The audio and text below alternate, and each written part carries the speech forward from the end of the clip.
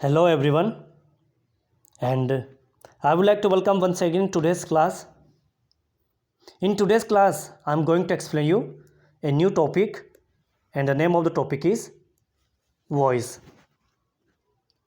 Before proceeding to ahead, we have to know a little bit about the voice.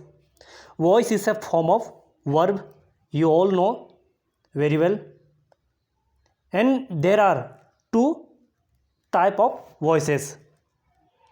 First one is active voice and second one is passive voice. तो generally यहाँ पे just अभी बताया कि जो voice है एक प्रकार का फॉर्म ऑफ वर्ब होते हैं और ये बेसिकली दो प्रकार के होते हैं. एक होता है active voice and another is passive voice. Before proceeding to ahead we have to know the definition of active voice both Hindi and English. First of all, I will explain you the definition of Hindi in active voice. जब subject स्वयं कोई कार्य करता है तब उस form को कहते हैं एक्टिव वॉइस. दैट मीन्स यहाँ पे मेनली बात हो रही है सब्जेक्ट के बारे में. यहाँ पे कह रहा है कि जब सब्जेक्ट स्वयं कोई कार्य करता है तब उस फॉर्म को कहते हैं active voice.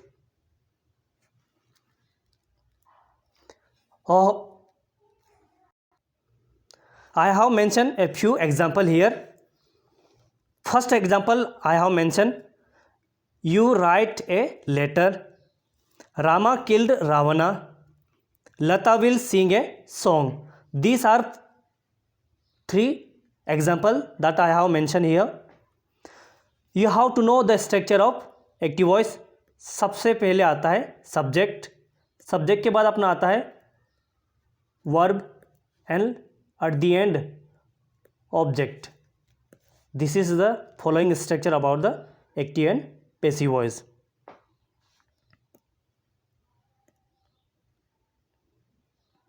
Now the definition of passive voice. लेकिन जब सब्जेक्ट के लिए कोई कार्य किया जाता है तब उस फॉर्म को कहते हैं passive voice. That means in passive voice में यहाँ पे बता रहा है कि सब्जेक्ट के लिए कोई कार्य किया जाता है तब उस फॉर्म को कहते हैं passive voice. But when the subject of verb is acted upon it is said to be the passive voice. In active voice में हमने कहा था कि जब सब्जेक्ट स्वयं कोई कार्य करता है तब उस फॉर्म को कहते हैं एक्टिव वॉइस. लेकिन पैसिव वॉइस में यहाँ पे अपोजिट है. Work is happening in the same way but in other way. तो बेसिकली यहाँ पे बताया कि जब सब्जेक्ट स्वयं सब्जेक्ट के लिए कोई कार्य करता है तब उस फॉर्म को कहते हैं पैसिव वॉइस. पैसिव वॉइस के कुछ एग्जांपल मैंने यहाँ पे बताया है जो मैंने अबो आपको बताया था. A letter is written by you, Ravana was killed by Rama, a song will be song by Lata. That means मैंने अब कुछ एग्जाम्पल मैंने जो आपको अर्लियर बताए थे वही एग्जाम्पल को मैंने पैसिव वॉइस में कन्वर्ट करके आप लोगों के सामने एक्सप्रेस किया है. एक्टिव और पैसिव वॉइस को समझना है. If you want to grasp very well active and passive voice then you have to remember कुछ सर्टेन रूल्स. तो यहाँ पे कुछ जनरल रूल है एक्टिव और पैसिव वॉइस को चेंजिंग कर वाइल चेंजिंग. सबसे पहला रूल कहता है the subject of active verb is made the subject of passive verb. तो सबसे पहला एग्जांपल यहाँ पे बता रहा है कि आपका एक्टिव वॉइस का जो वर्ब है उसको आपको पैसिव वॉइस का आपको सब्जेक्ट बनाना है. Second rule, the subject of active verb is made the object adding by word. लेकिन यहाँ पे पैसिव वॉइस एक्टिव वर्ब में आपको सब्जेक्ट को आपको ऑब्जेक्ट में कन्वर्ट करते हुए बाय एडिंग वर्ब का आपको जोड़ना है. The passive voice must be contain the past participles verb third form. Passive voice में हमेशा आपको थर्ड फॉर्म ही यूज़ करना है. चाहे आपके सामने ऑलरेडी एक्टिव वॉइस में दिया है फर्स्ट फॉर्म, सेकेंड फॉर्म या थर्ड फॉर्म, लेकिन आपको पैसिव वॉइस में आपको अपनी आंखों को बंद करते ही आपको थर्ड फॉर्म ही यूज करना है। Some form of the verb, कुछ ऐसे फॉर्म ऑफ द वर्ब हैं जैसे to be, is, am are, was, were, being and been is used according to the tense. तो कुछ ऐसे वर्ब भी है जिनको आपको टेंस के अकॉर्डिंग आपको चेंज करना है इनकी हेल्पिंग वर्ब में, जैसे is, am are, was, were, being and been is used according to the tense. The following graph will show you some changes in active to passive voice. आपको सभी बच्चों को पता होगा कि कुछ मल्टीपल क्रॉस, सो ये मैंने यहाँ पे बताया है। सपोज मान लो ये आपके सामने है एक्टिव वॉइस का स्ट्रक्चर। सबसे पहला आपका subject, then verb, then object, और ये भी आपका पैसिव वॉइस का है। पैसिव वॉइस का सब्जेक्ट और आपका वर्ब एंड बाय वर्ड जोड़कर आपको पैसिव वॉइस लिखना है। तो यहाँ पे आपको क्रॉस मल्टीप्लिकेशन करना है। यदि आपके सामने एक्टिव वॉइस का ऑब्जेक्ट है, then you how to bring like that and you have to make the passive voice subject, and active voice का जो आपका subject है you have to make the object by adding in passive voice में।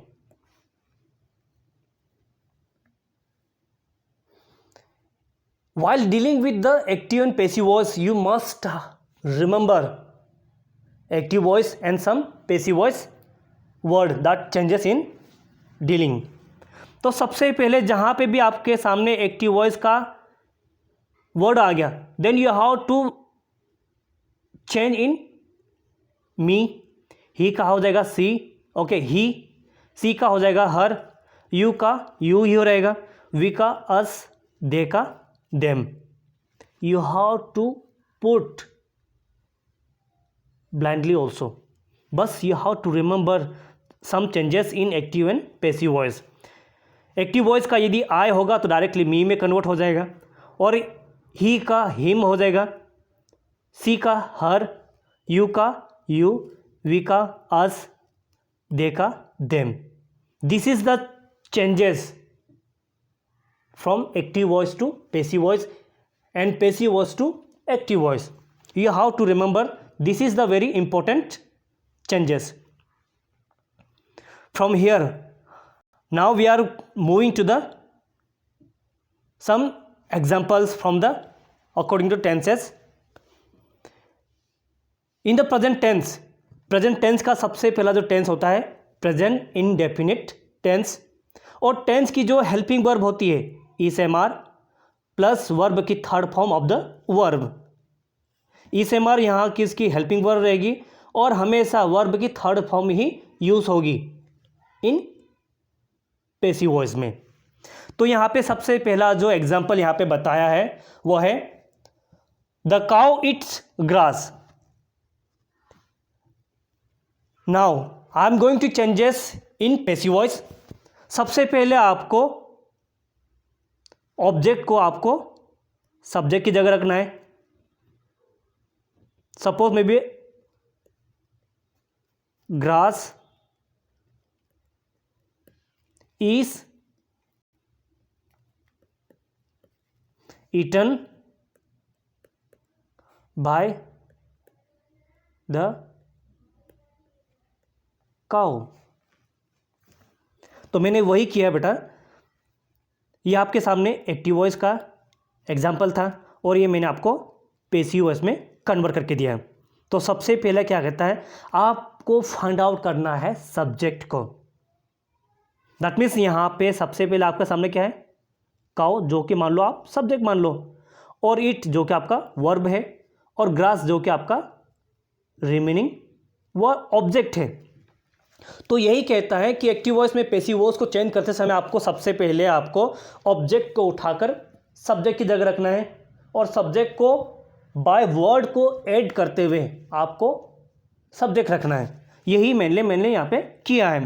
तो सबसे पहले मैंने grass को उठाकर मैंने सब्जेक्ट की जगह रखा और टेंस के अकॉर्डिंग मैंने हेल्पिंग वर्ब को चेंज करते हुए थर्ड फॉर्म का यूज़ करते हुए मैंने वही की वही सेंटेंस को अदर वे में लिख दिया।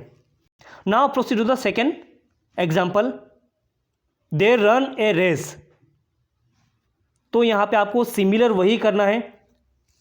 तो सबसे पहले आपको दे कौन है, मान लो आपका सब्जेक्ट हो गया, रन जो कि आपका वर्ब, और जो ए आप मान लो आप ऑब्जेक्ट। तो ये तो आपका हो गया बेटा एक्टिव वॉइस का सेंटेंस। आपको चेंज करना है इन पैसिव वॉइस में। Then you how to follow the structure. Active voice के ऑब्जेक्ट को सबसे पहले आपको लिखना है ए रेस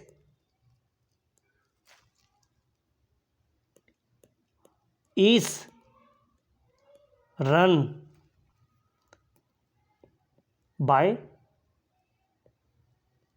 देम। तो बड़ा रन का थर्ड फॉर्म ही रन ही कहलाएगा।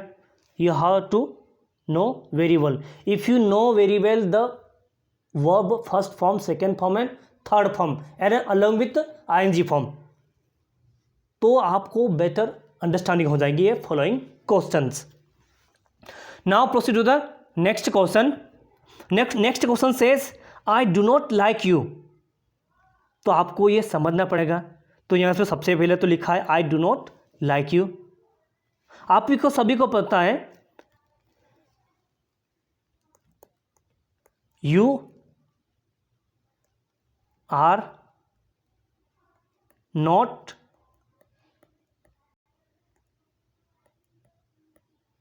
Liked by me. अब ये मत पूछना कि आप ये मी कहाँ से आ गया।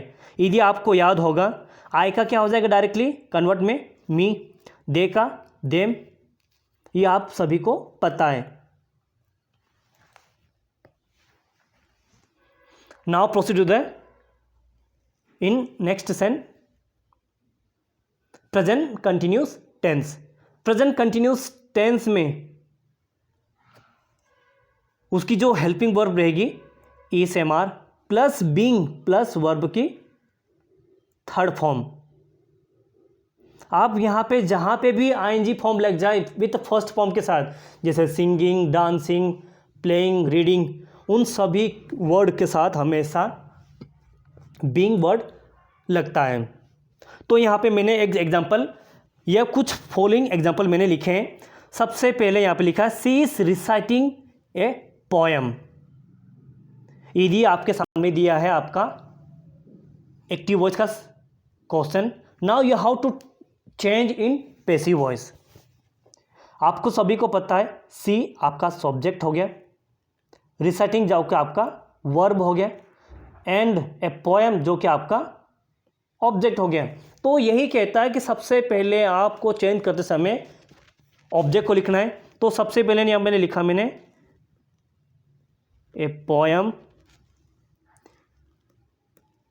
is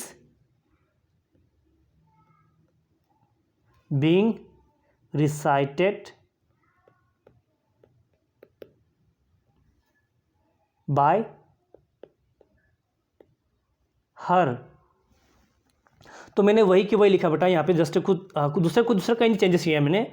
तो यही बोला कि जब भी यदि आईएनजी फॉर्म आ जाए आपके सामने, तो आईएनजी फॉर्म के साथ हमेशा आपको बीइंग वर्ड को यूज करना है। Now proceed to the next question. Next question says I am revising my lesson. Now I तो आपके सामने सब्जेक्ट हो गया, रिवाइजिंग आपके सामने वर्ब हो गया, और जो रिमेनिंग वो आपके सामने ऑब्जेक्ट हो गया। एक्टिव वॉइस में पैसिव वॉइस में कन्वर्ट करते समय वही फॉर्मूला आपको अप्लाई करना है। तो सबसे पहले आपको ऑब्जेक्ट को बनाना आपका सब्जेक्ट। तो यहाँ पे लिख दीजिए आप माई lesson is being revised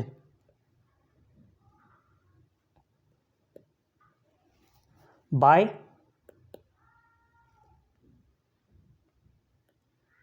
me. Now proceed to the next. They are not selling their house.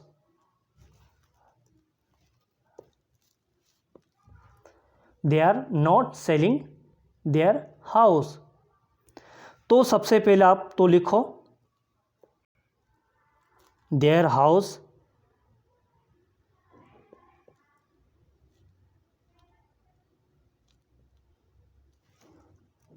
is not being sold by them. बटा मैंने यहाँ पे थर्ड फॉर्म ही यूज़ किया है इन द फॉलोइंग क्वेश्चंस में, यदि आपको याद होगा हमेशा पैसिव वॉइस में हमेशा थर्ड फॉर्म ही यूज होता है, चाहे उसके सामने इन एक्टिव वॉइस में चाहे कोई सा भी टेंस का दिया हो, चाहे फर्स्ट फॉर्म दिया हो या फर्स्ट सेकंड फॉर्म दिया हो या आईएनजी फॉर्म लिया हो, लेकिन आपको अपनी आंखों को बिना बंद किए ही आपको पैसिव वॉइस में थर्ड फॉर्म ही यूज करना है. Now come to the next question. John is building a house. John जो कि आपका सब्जेक्ट हो गया, बिल्डिंग जो कि आपका वर्ब हो गया, ए हाउस जो कि आपका ऑब्जेक्ट हो गया. तो सबसे पहले आपको ऑब्जेक्ट को उठाकर सब्जेक्ट की जगह लगाना है.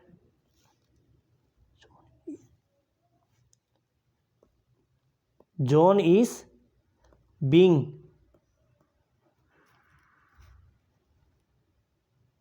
John is build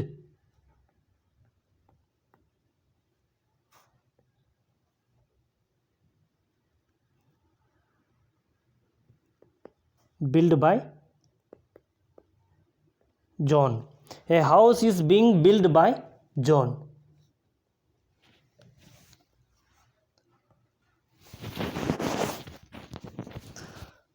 Now proceed to the present perfect tense. Has, have plus being plus verb की थर्ड फॉर्म. दैट मीन्स यहाँ पे इसकी जो हेल्पिंग वर्ब रहेगी वो है हैज़ और have plus been plus verb की third form.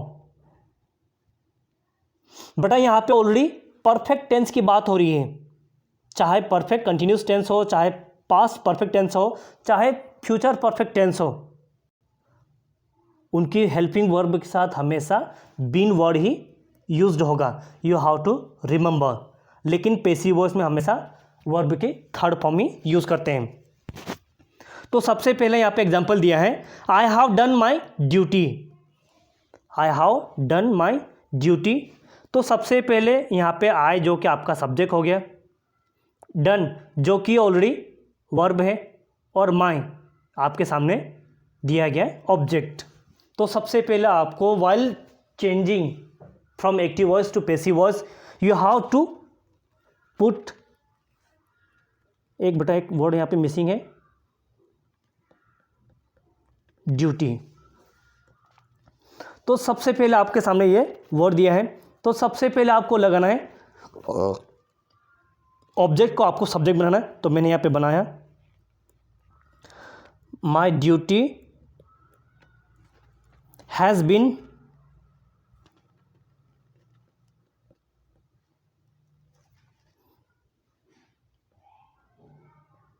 done by me. Next question says someone has stolen my purse. अब कौन था यहाँ पे नाम मेंशन नहीं है, तो यहाँ पे लिखा है someone has stolen my purse. तो सबसे पहले आपको रूल्स वही करना है, तो मैंने यहाँ पे लिख दिया my purse has been stolen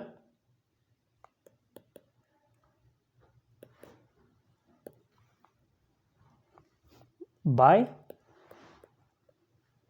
someone. Next question लिखा है my brother has completed the work. तो यहाँ पे जो क्वेश्चन दिया है, यहाँ पे लिखा है my brother has completed the work. तो यहाँ पे सिंपल सा आपको करना है, same to same formula you have to use in the following sentence also, क्योंकि आपके सामने ऑलरेडी पैसिव वॉइस के क्वेश्चंस दिए गए हैं। You have to use same formula from active voice to passive voice convert करने का। तो यहाँ पे मैंने लिखा है the work has been completed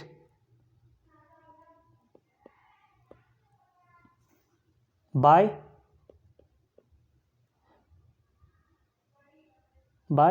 my brother, and now this is the last sentence present perfect tense का। The police have arrested Ramesh on the charge of thief। थोड़ा सा ये क्वेश्चन आपके सामने डिफिकल्ट रहेगा, लेकिन यू हैव टू रिमेंबर, यदि आपको थोड़ा सा भी याद होगा तो आप इजीली इसको समझ सकते हो। You have to try yourself. So मैंने यहाँ पे आपके सामने ये क्वेश्चन आपके सामने थोड़ा सा डिफिकल्ट रहेगा। तो यहाँ पे लिखा है the police have arrested Ramesh on the charge of thief. यहाँ पे पुलिस ने रमेश को अरेस्ट किया है थीप के बेसिस पे। तो यहाँ पे मैं लिख देता हूँ रमेश हैज़ बीन, क्योंकि रमेश एक सिंगल व्यक्ति है।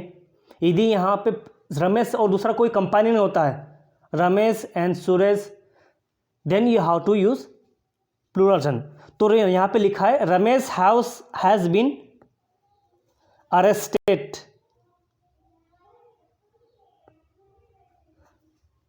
On the charge of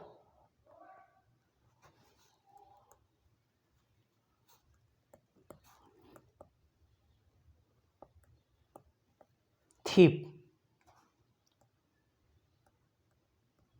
by the police. So this is the following sentences that I have explained you present perfect tense के। Now we are moving to the next slide. In the next slide में हम discuss करेंगे past tense के। Past tense का सबसे पहला जो tense होता है पास्ट इंडेफिनिट टेंस, और उसकी जो हेल्पिंग वर्ब आप सभी को पता है मेनली वॉज एंड वर, और हमेशा वर्ब की थर्ड फॉर्म ही यूज़ करना है। तो यहाँ पे कुछ एग्जांपल यहाँ पे लिखे हैं। We cross the river easily, she spoke the truth, I admire her beauty, we did not keep them waiting. Okay, these are the following questions या following sentences from the past tense and past indefinite tense के। इसकी helping verb रहेगी आपके सामने है was and were, और passive voice में आपको चेंज करना है वर्ब की थर्ड फॉर्म। तो यहाँ पे लिखा सबसे पहला क्वेश्चन लिखा है we cross the river easily. तो सबसे पहले यहाँ पे जो आपका वी है आपका हो गया सब्जेक्ट, क्रॉस्ड मान लो आपके सामने वर्ब है, जो रिमेनिंग जो सेंटेंसेस वो है आपके सामने ऑब्जेक्ट है। तो ये तो बेटा हो गया आपका स्ट्रक्चर पैसिव वॉइस का। Passive voice to active voice to passive voice में कन्वर्ट करते समय आपको सबसे पहले आपको लिखना है ऑब्जेक्ट उठाकर सब्जेक्ट की जगह लिखना है। तो मैंने यहाँ लिख देता हूँ the river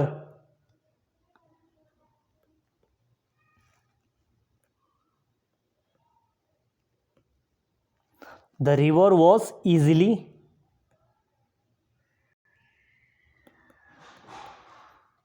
crossed by us now come to the next question, she spoke the truth. आप सब्जेक्ट आपके सामने हो गया, वर्ब भी हो गया, यहाँ पे ऑब्जेक्ट भी हो गया। तो सबसे पहले लिखो आप the truth was spoken, speak का थर्ड फॉर्म बाय। आपको पता होना चाहिए यहाँ पे जहाँ सी है आपको डायरेक्टली चेंज करना है हर में, क्योंकि ये वर्ड मैंने आपको पहले ही बता दिया था। आई का मी हो जाएगा, ही का हिम, सी का हर, यू का यू, दे का देम। यदि आपके सामने active voice to passive voice में आपके सामने दिया है, यदि आपके सामने passive voice to active voice में कन्वर्ट करना है तो भी आपको ये फॉर्मूला यूज करना है। Now proceed to the next question, I admire her beauty. तो देखा जाए तो यहां पे दो है सब्जेक्ट, तो यहां पे लिख देता हूं मैं her beauty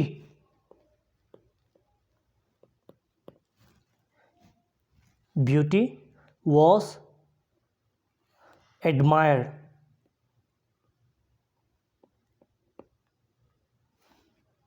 bye me. Now, last question from the past indefinite tense. We did not keep them waiting. So, subject हो गया आपके सामने, आपके एंड दिया आपके सामने लिखा है वर्ब प्लस ऑब्जेक्ट। तो यहाँ पे लिख दो डायरेक्टली, क्योंकि आपके सामने ऑलरेडी दिया है वी एंड देम। तो मैंने यहाँ पर दो तरह से आप कर सकते हो। तो सबसे पहले मैं कर देता हूं दे वर नॉट केप्ट, कीप का third form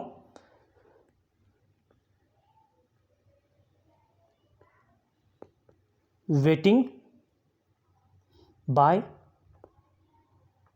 us. They were not kept waiting by us, क्योंकि यहां पे वी और देम ऑलरेडी आपके सामने दिया गया है subject. Then you have to find out either one.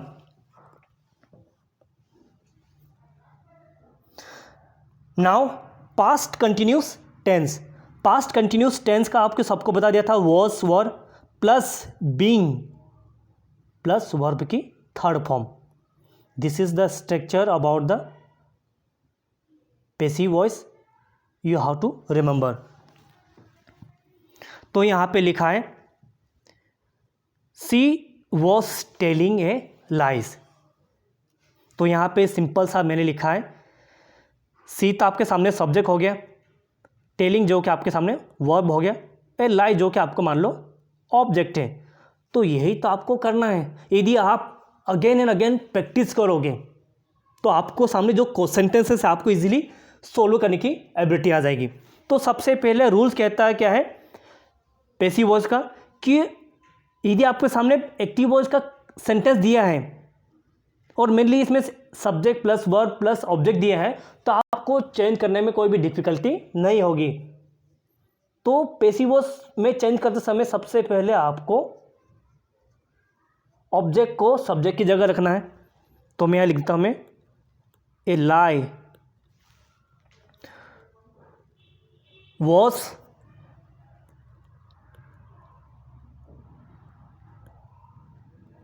Being tell का third form told by her. तो यहां पे मैंने चेंज किया है active voice to passive voice. She was telling a lie was being told by her. Now proceed to the next question, Rahim Khan was feeding the sparrow.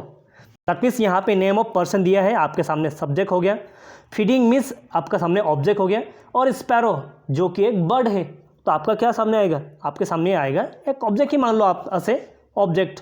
तो सबसे पहले यहाँ पे मैंने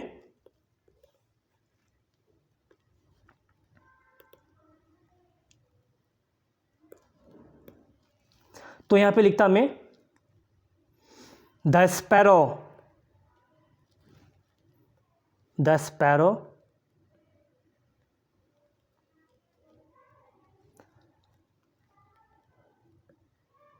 were being fed by Rahim. Now proceed to the next question. The peon was not ringing the bell. The peon was not ringing the bell. तो peon तो आपका subject हो गया, रिंगिंग, और ये आपका सामने ऑब्जेक्ट हो गया. तो यहाँ पे सबसे पहले लिखता हूँ the bell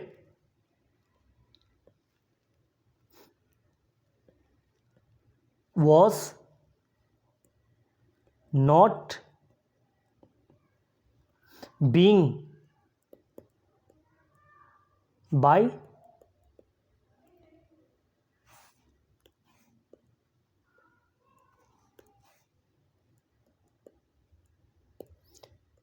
him. And last question, now proceed to the her mother was preparing tea. Her mother preparing tea. Okay, this is the last question. You have to solve yourself. And now we are moving to the next slide. Past perfect tense. Past perfect tense की जो helping verb रहेगी वो है आपके सामने had plus okay had been, verb की third form of the verb. Past perfect tense की जो हेल्पिंग वर्ब रहेगी हैड के साथ बीन आएगा और वर्ब की third form of the verb use होगी. तो यहाँ पे लिखा है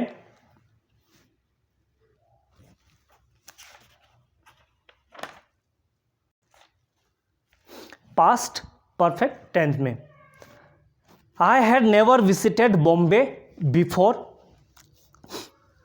बटा यहाँ पे आपके सामने सब्जेक्ट हो गया, विजिटेड जो आपके सामने वर्ब और आपके जो रिमेनिंग वर्ब है आपके सामने कहलाएगा. तो यहाँ पे सबसे पहले आपको सोल्व करना है.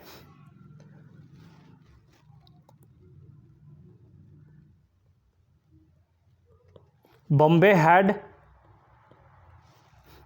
Never been visited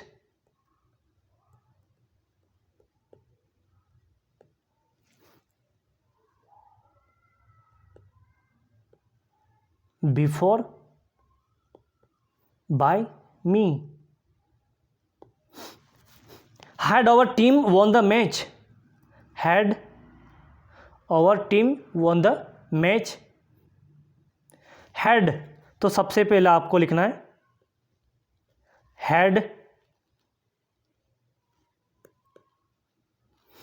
the match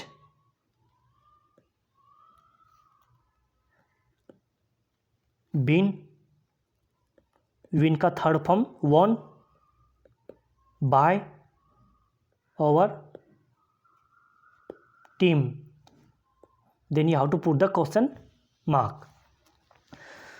तो next question says we had already received the message. We had already received the message.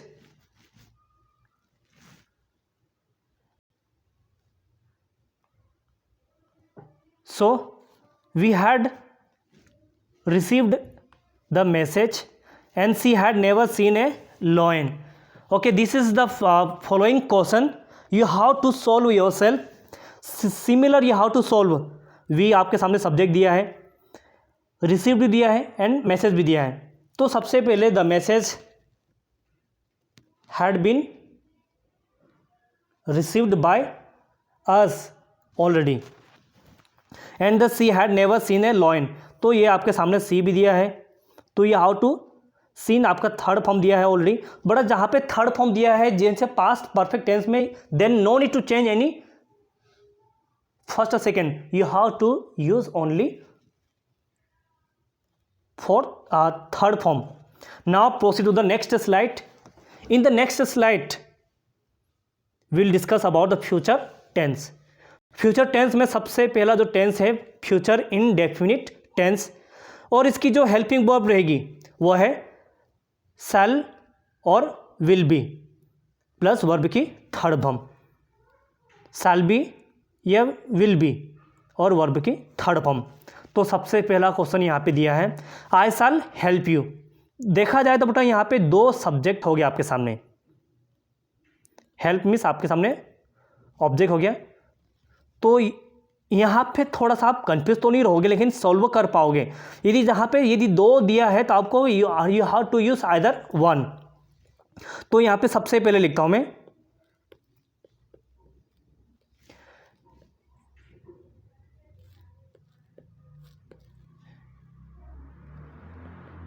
You will B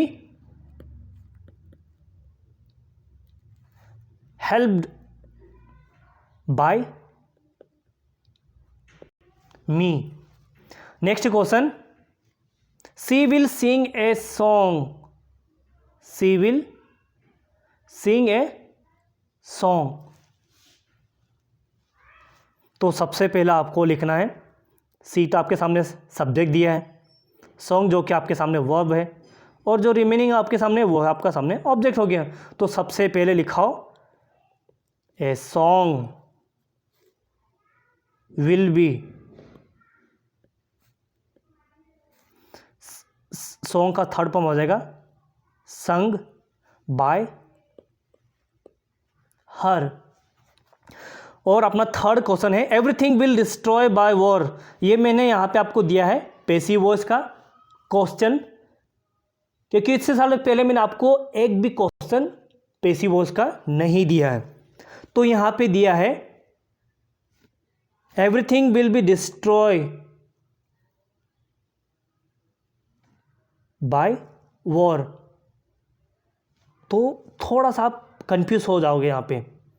तो यहाँ पे सिंपल सा लिखना है war will destroy everything.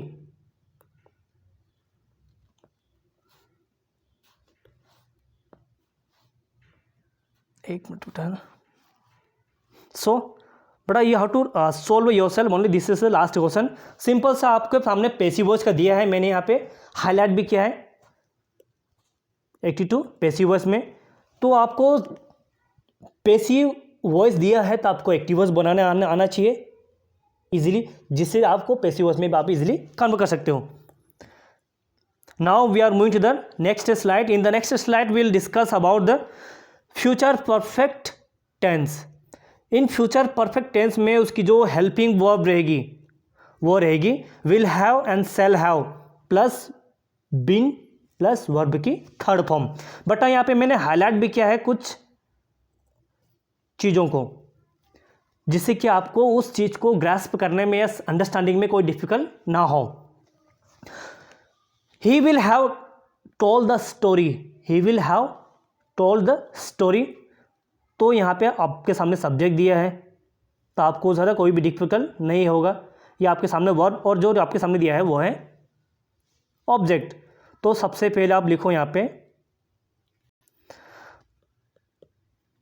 The story will have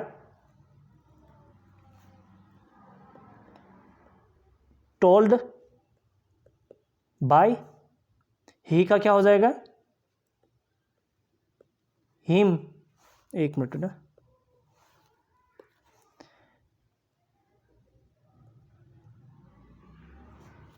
next question I shall have submitted the report, I shall have submitted the report.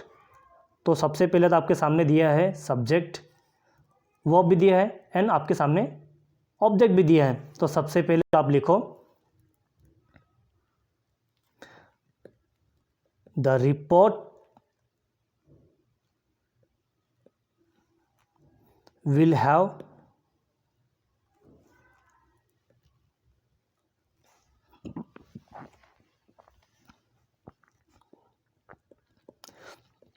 been submitted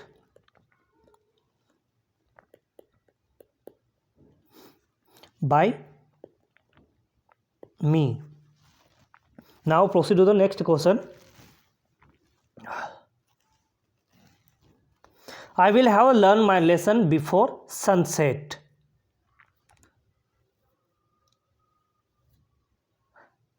I will have learned my lesson before sunset. तो बेटा यहाँ पे आप दो प्रकार से कर सकते हो इस क्वेश्चन को सॉल्व। एक तो सबसे पहला वही रूल कहता है कि माई लेसन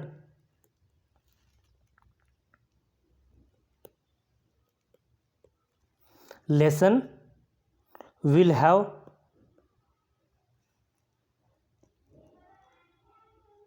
एक minute will have been learned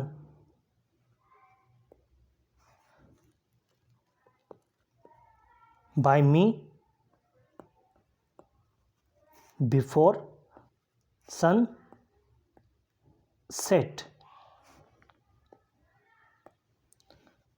So we have discussed here the following topic active and passive voice. सबसे पहले हमने समझा कि एक्टिव और पैसिव वॉइस दो प्रकार के होते हैं, एक्टिव और पैसिव वॉइस, एंड उनकी जो helping words, some rules and regulations we have learn in the following active and passive voice. So this is the end of the following video, and now I request you all, you have to go to my previous video also, and you have to like and subscribe my channel.